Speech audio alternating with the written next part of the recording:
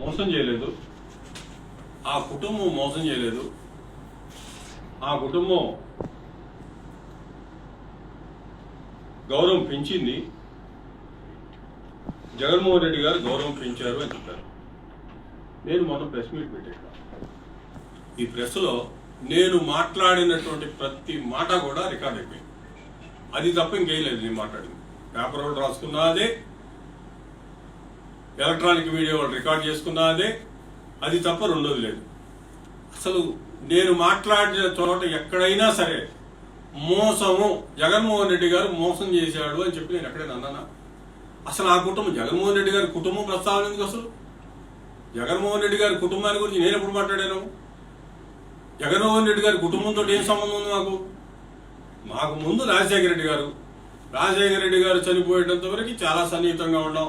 ఆయన అంటే ఎనలేనటువంటి అభిమానం అదే కొనసాగింది. ఆయన ఉన్నప్పుడు ఆయన మాకు చేసేది ఏదో చేశాడు. అయినా మేము ఆయనతోటే ఉన్నాం.